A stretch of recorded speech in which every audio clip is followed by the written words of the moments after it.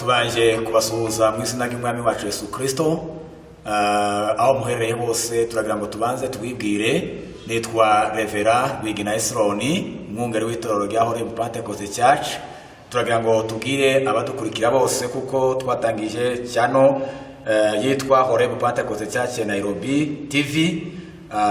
Tukaba dushaka kubwira abadukurikira bose kudufasha gukora subscribe, share, like, comment kugira ngo muzarusheho kumva no kudufasha mu buryo mushobora kudukurikira mu cigisho cyacu tuzagenda tubagezaho. Ubundi kandi tunabamenyesha kuko dukora izi nyigisho zacu kuwa kabiri ndetse no ku cyumweru, mukaba muzaza mudukurikira ku masaha tuzagenda tubabwira. Uyu munsi rero tukaba tugira ngo dutangire n'icigisho twateguye kivuga hejuru y'imbaraga z'amasengesho. Reka rero dufate umwanya dusengere icigisho tugiye kujyamo. Data mu izina rya Yesu Kristo mwami, ugira neza kandi urakiranuka. Uyu mwanya mwami Yesu tugiye kuja kuganira na benshi baza kudukurikira hirya no hino.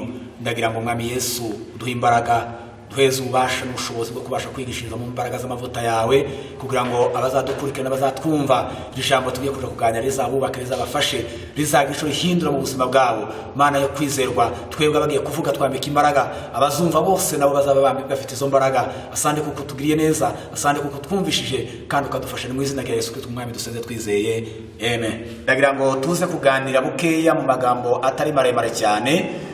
Tuze kuvuga hejuru y'imbaraga z'amasengesho. Ubundi itorero rya Kristo rigizwe n'imbaraga. Uhereye mu isezerano rya kera ukaza no mu isezerano rishya, iyo tureba itorero dusanga ryaragiye rirangwa n'imbaraga z'Imana, rirangwa n'imbaraga zikomeye. Imirimo yose ikorwa uhereye ku mwami wacu Yesu Kristo utubereye urugero rwiza, dusanga yaragiye akoresha imbaraga mu cigisho ciwe no muri ministeri yiwe. Nukuvuga ko Yesu Kristo iyo twibuka igihe Yohana yari amaze gufungwa, waje aha yamubanziriza, amaze kugira ingorane, yatumye abigishwa biwe arababwira ngo nimugende muje kubaza ubona je ndangurura nimba ari we. Ariko Yesu Kristo ntiyigeze amubwira ngo genda ubabwiye ko ari je. Yarababwiye gusa ngo ibimuga ko birahaguruka, impumyi ko zirahumuka, ibipfa amatwi ko birazibuka. Icyo gihe rero Yesu yakoreshaga imbaraga. Rero n'itorero ryacu muri kino gihe tugomba gukoresha imbaraga, kuko imbaraga z'Imana nizo zigomba kuranga itorero rya Kristo. Hano dusomye uyu mwandiko, tugiye gusoma rero icanditswe, turagisoma hano mu rwandiko rwa Yakobo ibice 5 umurongo waho wa 16 n'uwa 17. Bibiliya iravuze ngo mwaturirane ibyaha byanyu kandi musabirane kugira ngo mukizwe. Gusenga kumukiranutsi kugira umumaro mwinshi iyo asenganye umwete. Dore Eliya yari umuntu umeze nkatwe, asaba cyane ko imvura itagwa. Imvura imara imyaka 3 n'amezi 6 itagwa. Arongera arasenga, nuko ijuru rigusha imvura, ubutaka bumeze imyaka. Amen. Aha rero niho twari tuvuze kuko tugiye kuganira hejuru y'imbaraga z'amasengesho. Uyu mugaragu w'Imana Yakobo yandikira bene wabo akarengane kamaze kwinjira mu itorero, yandikira bene wabo bari bagiye gutatanira hirya no hino mu bihugu bitandukanye, abandikira hejuru y'imbaraga z'amasengesho. Iyo dusoma runo rwandiko rwa Yakobo, yabandikiye amasomo atandukana cyangwa se inyigisho zitandukanye. Yababwiye hejuru y'ukuntu abantu bagenda. Ikigiso cya mbere yabigishije hejuru yo kwihangana, igice cya mbere n'umurongo wa 12. Arababwira ngo wahirwa umuntu wihanganira ibimugerageza, kuko namara kwemerwa azahabwa ikamba ry'ubugingo. Ababwira hejuru y'uburyo bagomba gufata ururimi rwabo. Aravuga ngo ururimi n'urugingo rutoya ariko rushobora kwangiriza cyane, kuko mu rurimi niho abantu baherwa umugisha, no mu rurimi niho abantu baherwamo umuvumo. Yongeye kandi kubigisha hejuru yo kumva ijambo ry'Imana. Arababwira ngo muze mwirinda guhererwa ijambo ry'Imana gupfa ubusa, kandi ntimukaza mupfa gutanga ijambo ry'Imana muryaraza, ahubwo ababwira kuza bakora iby'iryo jambo.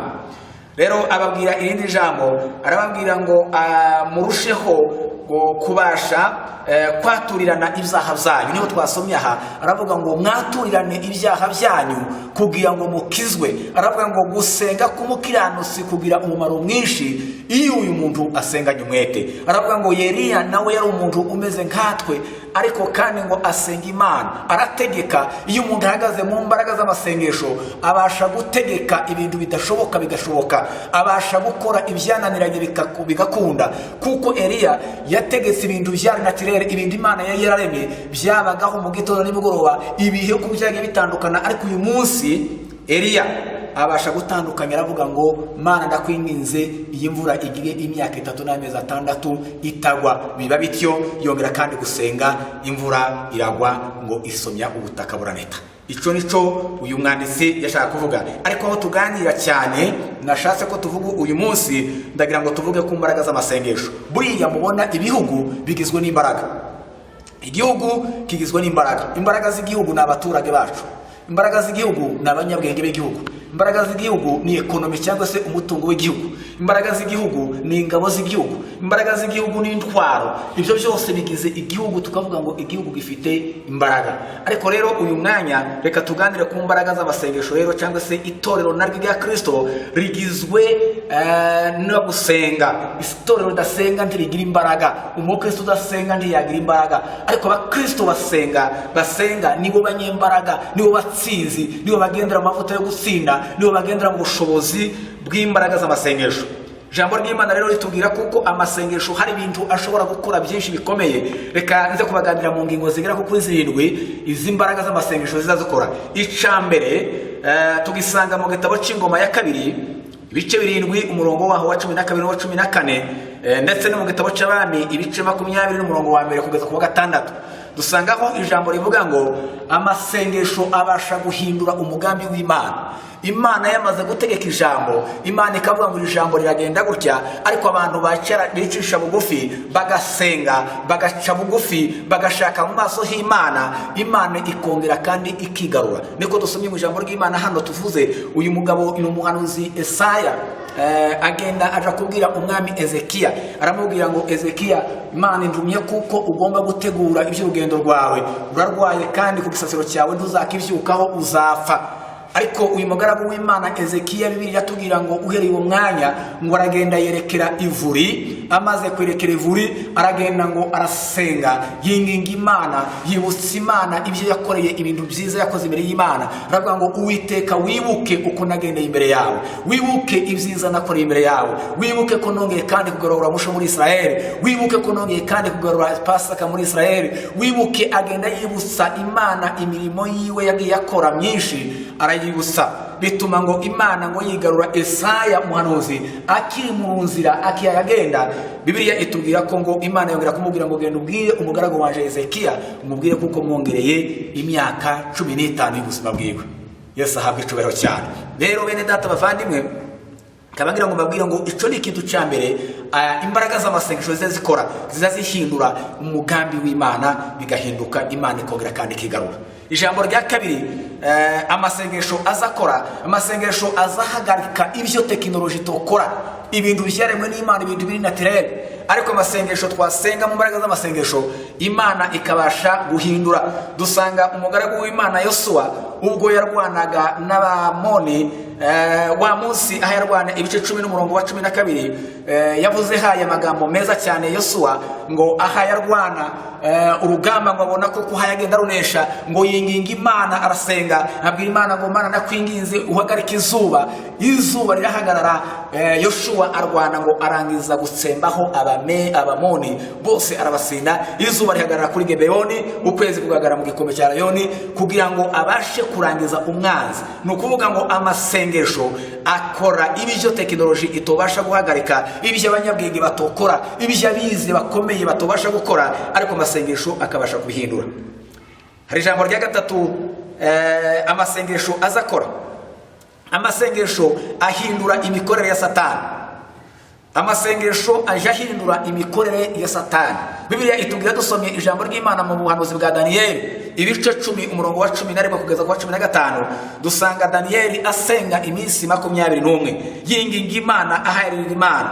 Muri ico gihe yasengaga Imana, Bibiliya iratubwira ngo igihe yasengaga Imana akomeza yinginga Imana, akomeza yinginga Imana. Jambo ry'Imana yatubwira hari umunyabwenge wanditse neza uzumfasha cyane, aravuga ngo byatumye ngo Imana idasubiza Daniyeli vuba vuba ngo yariko yumva ngo umubavu mwiza w'amasengesho uhayihumurira Imana neza, ngo uwo mubavu ngo uhumura Imana neza, ngo bituma Imana itinda gusubiza Daniyeli. Ikindi bikatubwira ngo imikorere ya Satani, ngo amasengesho yarwanye n'imikorere yo mu kirere. Niko ijambo ry'Imana ritubwira hariya mu rwandiko rw'Abefeso Paulo avyandika, aravuga ngo turwana n'imyuka mibi y'abadayimoni, turwana n'imyuka mibi y'abanzi, turwana n'imyuka mibi itagaragara, turwana n'imbaraga zitagaragara. Ariko iyo dusenga, Bibiliya yatubwira ngo dusengesha umwuka iteka mu buryo bwo kwinginga no gusenga, bigatsinda ibihome, bigakubita hasi impaka, bigakubita hasi ibyananiranye. Ayo masengesho Daniyeli ngo arasenga, marayika wamuzaga kumusubiza aramubwira ngo naraje nahuye n'umwami w'Ubuperesi, nahuye n'ibikomeye hariya muri kiya kirere. Ariko ijambo ry'Imana ritubwira neza, riravuga ngo naramurwanyije kugira ngo nze kukuzanira igisubizo. Araza aramubwira ngo Daniyeli, gusenga kwawe kwarumviswe, amasengesho yawe yarumviswe imbere y'Imana. Sifa kwa Yesu. Amasengesho yawe yarumviswe imbere y'Imana. Amasengesho yarumvwa, amasengesho ya Daniyeli Imana irayumva, iza kumusubiza ya misi. Hari ingingo igera kuri 4 dushobora gusanga amasengesho aje akora. Amasengesho azahagarika imigambi y'abakurusha ubushobozi, imigambi y'abantu bakurusha ubushobozi, bamaze kugambirira kukurimbura, bagambiriye kukuvanaho, bagambiriye kukwica. Ariko iyo migambi y'Imana cyangwa se ubwo ayo masengesho bigatuma ahindura, apurversa gahunda zose z'abakurushaga bwa bushobozi. Bibiliya ijambo ry'Imana ritubwira umugabo witwa Hamani wagambiriye kurimbura umugabo witwa Mordekai. Amaze kugambirira kumurimbura, Bibiliya ijambo ry'Imana ritubwira neza ngo aragenda ashakisha acibwami hose, aragenda aracengera ashaka kurimbura abayuda kubera Mordekai, kuko ngo atari yigeze amufukamira, atigeze amufukamira. Bene data bavandimwe, muri kino gendera ngo mbabwiye ngo mwirinde gufukamira ibigirwamana, mwirinde gufukamira izindi imana, mwirinde gufukamira abantu, ahubwo hari umwe gusa ugomba gufukamirwa n'Imana ya Israeli. Niyo yonyine igomba gufukamirwa, niyo yonyine igomba gusengwa.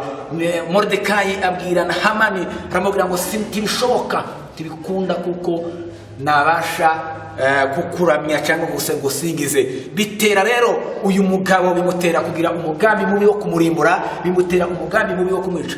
Excuse, bimutera umugambi mubi wo kumurangiza ndetse no kumwica. Ariko kubera gusenga, Bibiliya yatubwira ngo uyu mugabo yandikira Esther umwamikazi, aramubwira ngo uyu munsi twamaze kugurwa, uyu munsi ibyacu byarangiye. Amutumaho bati none icyatumye Uwiteka Imana ya Israeli kwimika kugira ngo uje ku ngoma ni ukugira ngo uzagire umumaro mu gihe gisa n'iki.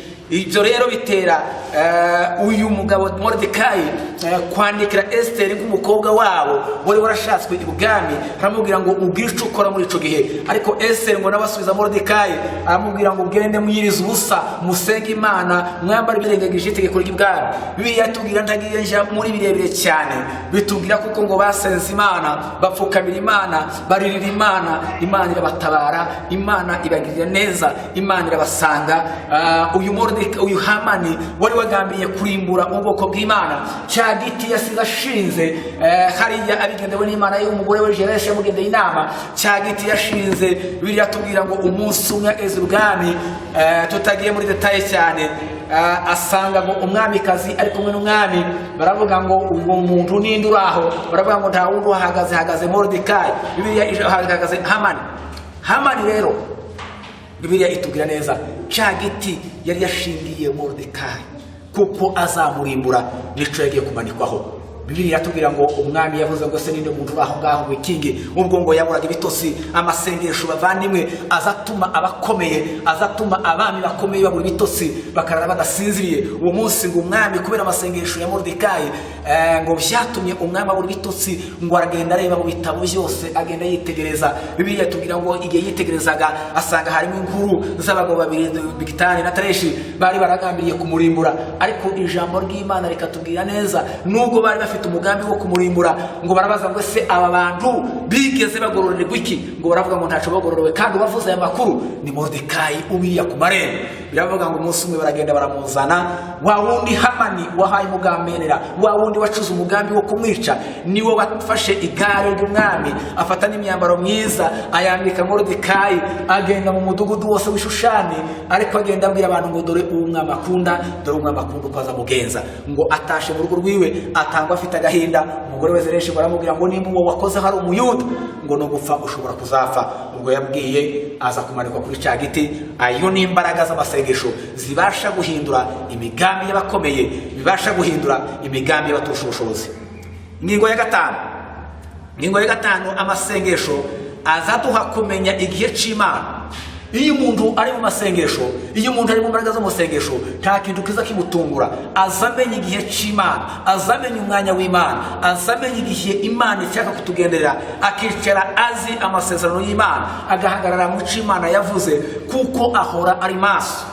Biratubwira ngo umugabo witwa Simiyoni umusaza mukuru ngo warugize igihe kirekire imyaka myinshi cyane ngo warutegereje isezerano igihe kirekire kuko era umunyamasengesho. Biratubwira ngo Mariya na Yosefu baza ku munsi wa 8 bazana umwana Yesu ngo bageze mu rusengero Simiyoni ngo afata wa mwana Yesu Kristo ngo amaze kumufata ngo atangira gushimira Imana atangira guhanura aravuga ngo noneho mwami Uwiteka sezerera umugaragu wawe kuko ngo amaso yanje abonye agakiza. Simiyoni kubera gusenga amenya igihe c'Imana. Igihe c'Imana bere data ni ngombwa kuko twinjira mu masengesho tiduterwe n'ibihe ibi byose ibihe abakristo babanyuramwo izi ntambara abakristo babanyuramwo ndetse n'ibihe by'indwara zikomeye zaziza z'ibyorezo abakristo tugomba gutinya tugomba kuba tuzi ibihe by'Imana dukurikije ibyanditswe byera by'Imana tukamenya igihe c'Imana tukamenya igihe c'amapfa tukamenya igihe c'ububyuke tukamenya igihe cyo gukanguka. Yesu ahabwe icubahiro. Ikindi aya masengesho azakora cya gatandatu amasengesho abasha kuduhishurira ibihishwe. Amasengesho azahishura ibintu bihishwe ibintu biri mu mwijima ibintu byananiranye amasengesho akabishura. Iyo dusoma none umugaragu w'Imana igitabo cya Daniyeli ibicebera umurongo wa 17 ndetse n'igice cya 5 tuhasanga uburyo Daniyeli yagiye yahishura inzozi z'abami bakomeye. Yahishuriye Nebukadinezari inzozi ziwe ubwo yabonaga cya gishushanyo arazimubwira zose uko zingana. Yongeye kandi kuyishura ku gice cya 5 abishurira umugaragu w'umwami witwa Berushaza umwami amaze kubona ngo igihe yarahaye afashe diskuru ngo ari mu birori n'ishoreke ziwe yavuze ngo nibagende bazane ibikombe by'umwami nabyo ngo bimweshe byari byaranyazwe babikuye i Yerusalemu ngo rava ngo nimugende mubizane nabyo tubashe kubikoresha.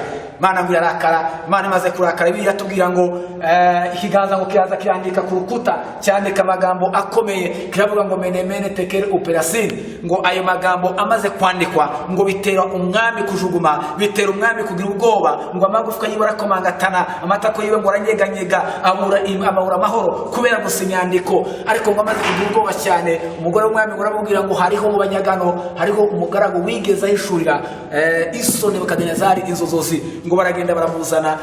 Bibiliya yatubwira neza ngo umugabo witwa Daniyeli araza abwira umwami aravuga ngo menemene tekere operasin ziranyandiko cyo zisobanura biravuga ngo wapimwe uboneka ngo udashitse Imana yabaze ngo imyaka yawe ugeze ku ngoma ishira iherezo aramubwira ngo ubwami bwawe buramunyazwe buhawe abamedi n'abaperesi. Bivuga kuko amasengesho bene data azahishura ibishwe. Bibiliya yatubwira neza mu ijambo ry'Imana bikavuga ngo aho guhishurwa kutari abantu bigira ibyigenge aho guhishurwa kw'Imana kutari abantu bitwara uko bashaka. Iyo hatariho guhishurirwa abantu bakorera ibyaha mu rusengero iyo hatariho guhishurirwa abantu bagenda bakora amakosa ariko iyo hariho umwuka wo guhishurirwa umwuka wo kumenya umwuka wo kugenzura uwo mwuka bitutera kubasha kumenya ubushake bw'Imana no kumenya ibihishwe. Ni ukuvuga ngo bene data tugomba gusaba Imana ikaduheza umwuka wo guhishurirwa. Urwandiko rw'Abefeso igice cya 1 umurongo wa 5 Paulo wa 15 wa 16 wa 17 Paulo yandika neza ayo magambo aravuga ngo maze kumenya uburyo mwizeye umwami Yesu ngo hari ibyo nifuza kubasabira, ngo ndabasabira ngo Imana y'Umwami wacu Yesu Kristo ngo ibaheze ku mwuka w'ubwenge, ku mwuka wo guhishurirwa, kugira ngo amaso y'imitima yanyu ahwezwe mumenye ibyo mwiringizwa n'Imana yabahamagaye. Ikindi gihe bene data, amaso y'imitima yacu agomba guhwezwa, agomba guhumuka, agomba gukanguka, tukamenya ibyiringizwa n'Imana yaduhamagaye, tukamenya ibyo twadukora. Abantu ko barakorera mu bihe by'umwijima, ibihe bigoye, umwanzi Satani yigize akataraboneka, yinjiye mu itorero atangira kugenda akora imirimo ikomeye, ariyoberanya. Ariko ijambo ry'Imana tugira ngo tugomba kuba maso tukayimenya. Hari ijambo ry'Imana tugira ngo rimwe na rimwe marayika w'umwijima aza yihindura nka marayika w'umuco, akaza akiyoberanya. Ubu hari ibintu bikomeye cyane byo kwiyoberanya, ariko nagira ngo babwire dutangire gutekereza kuko Imana igomba kuduhishurira amaso yacu agakinguka, akareba cyane, tukamenya ibyiringizwa, tukamenya ibyo tuba dukora. Imana ikaduhishurira, tugahishurirwa ibintu bikomeye. Bavandimwe bene data, ingingo ya karindwi ari nayo tuza gusorezaho, amasengesho azazura ibintu byapfuye. Amasengesho azura ibintu byapfuye bitakiriho bintumbi. Iyo dusoma ubuhanuzi bwa Ezekiyeli bitubwira neza, Ezekiyeli ku gice cya 37 bitubwira kuko ngo Imana ngo yamuhamagaye, iramubwira ngo imuhamagara Ezekiyeli, iraza iramubwira ngo Ezekiyeli we ngo imujana mu kibaya cyari cyuzuyemo amagufwa yumye, ngo iramubaza ngo ese Ezekiyeli we ubonye iki? Ezekiyeli ngo aravuga ngo mbonye amagufwa. Imana iramubaza ngo ese ari amagufwa yokongera kandi akabaho, yokongera kandi akabaho? Ezekiyeli asubiza Imana ngo aramubwira ngo Uwiteka ni wewe wenyine ubizi, ni wowe ubizi wenyine. Imana ibwira Ezekiyeli ngo genda uhanurire, iramubwira ngo genda uhanure. Bibiliya tubwira ngo aragenda arahanure ibintu byari byarapfuye, ibintu bitari bikiriho, amagufwa yaratatanye. Bibiliya itubwira ngo agihanura bwa mbere ngo amagufwa ngo aregerana, igufwa ryose ngo risanga irindi, nta gufwa ryigeze rihusha iryaryo, iryo kuboko rigasanga iryo kuboko, iryo mutwe rigasanga iryo mutwe, iryo kuguru rigasanga iryo kuguru, amagufwa yose ngo aregerana. Agongera kubwirwa ngo ongera kandi uhanure bwa kabiri, ngo arahanura. Agihanura bwa kabiri, biratubwira ngo agihanura ngo iya magufwa ngo araza ngo imisi iyameraho, ndetse ngo n'inyama zimeraho. Abwirwa guhanura bwa gatatu, ngo agihanura ngo haza ngo uruhu rwororosa za nyama na ya misi ya magufwa ngo bihinduka intumbi ziri mu kibaya, intumbi ziri mu kibaya. Ngo yongera kuja guhanura ubwa nyuma, ngo hanurira ikasikasi n'ikusi, burasirazuba n'iburengerazuba, ngo ahanuye ngo umwuka ngo winjira muri ya mirambo yose, ngo ihagarara ku maguru yayo. Bavandimwe, amasengesho ashobora kuzura ivyananiranye, ibyapfuye. Bibiliya tubwira kuko umwami Yesu ageze i Betaniya, baramubwira ngo Lazaro yarapfuye kandi ageze iminsi 4. Ubu karanuka niko bashiki be bariko bamubwira, ariko ngo yababwiye ngo nimwizera muri mubona igitangaza cy'Imana, ngo ntabashako babashaka kubyizera. Ariko biri tubwira neza kuko ngo Lazaro aravuga ngo nimuze kutwereka aho mwamushize. Bashiki be baravuga ngo mwami Yesu ubu karanuka yaraboze, ubu karanuka nta mpamvu yo kuja kukwereka. Ariko Yesu ngo aravuga ngo nimuze, aravuga ngo nimukure igitare. Bamaze gukura igitare, ngo arasenga avuga amagambo magufi cyane, aravuga ngo Data ndabizi kuko usanzwe umyumva, ariko uyu munsi bikore kugira ngo abantu bose bankikije babashe kwizera, babashe kumenya. Bavandimwe, amasengesho abasha kuzura ibyapfuye. Twarimo tuganira ikigisho kigufi kivuga hejuru y'imbaraga z'amasengesho. Itorero rya Kristo rigomba kwinjira mu mbaraga zo gusenga. Umukristo wese agomba kwinjira mu mbaraga zo gusenga. Tugomba twese uko dushoboye tukinjira mu mbaraga z'amasengesho, nico gihe tuzabasha gukora umurimo neza. Abantu ko barakora imirimo yabo nabi, bagakora nabi kubera kuko batinjiye mu mbaraga zo gusenga. Ariko iyo umuntu yabasha kwinjira mu mbaraga z'amasengesho, biguheza icyerekezo, ugakora umurimo neza, ukawukorera mu mbaraga. Kuko ibyo tudakorera byose mu mbaraga ni imihango. Abantu bari mu mihango gusa, muri za liturgia gusa, ugasanga abantu ko barakora ibintu by'imihango kuko bamimenyereye. Ariko nagira ngo babwire ngo umurimo w'Imana tukorwa mu mihango, tukorwa muri za gahunda gusa, ukorerwa mu mbaraga z'amasengesho, nizo zibasha gukora no guhindura ibintu bikomeye byananiranye. Rero tukaba dusoje ikigisho cyacu dusaba cyane abantu bose bazadukurikira hirya no hino kugira ngo mwinjire mu mbaraga z'amasengesho. Mbere yuko nza gusoza, ndagira ngo nsabire abantu bose, murabizi kuko tubatumira mu bihe bikomeye muri kino gihe by'indwara icyorezo cyateye isi. Ndagira ngo nza kubasabira imitima y'abakristo ntigomba gutinya, ntigomba kugira ubwoba. Abakristo bagomba kuba bahagaze neza. Ndagira ngo basabe kwinjira mu mbaraga z'Imana kugira ngo tubashe gutambuka iki cyorezo.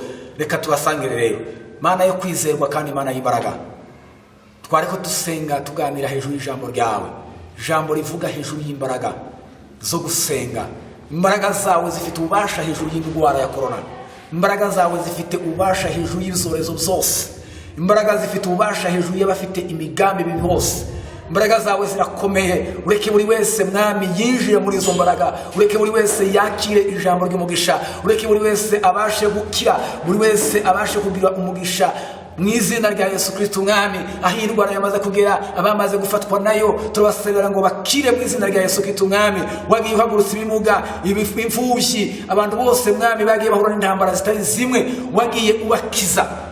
N'uyu mwanya mwami Yesu turasenze ngo ijambo tuvuze ribashe gukiza abantu benshi, ribashe gutabara, ribashe kurengera, ribashe kutugirira neza mwami Yesu. Abatwumva hirya no hino bose mwami babwirweho n'iri jambo, ribashe kubahindura, ribashe gukiza ibihe byanyuma tugeze mu by'umwijima. Abantu bakanguke, barorame, batumbire mu ijuru, batekereze ku kugiye cyo gukumurwa cyacu kigeze. Asante ko kutwumvishije, asante ko tugiye neza mu izina rya Yesu Kristo mwami n'umukiza wacu, amen.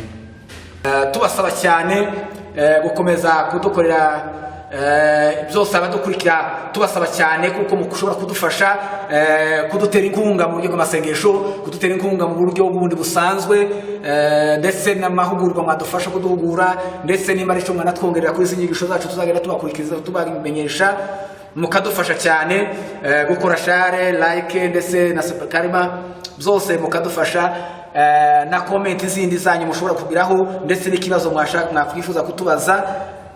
Ndagira ngo tubaheze nimero zacu za telefone ni 07 19 14 11 95. Abasha kudukurikira mwese mwatubariza kuri iyo nimero, abashaka kuduha support mu buryo ubwo aribwo bwose, ifite na M-Pesa yayo. Abadukurikira mwese mushobora kudufasha ndetse no kudukurikira muri gahunda zose. Mana byaduhere umugisha, kandi Imana ibafashe mugire ibihe byiza n'umunsi mwiza. Tuzongera duhure ku wa kabiri ndetse no ku cyumweru niyo gahunda twabahaye. Murakoze cyane.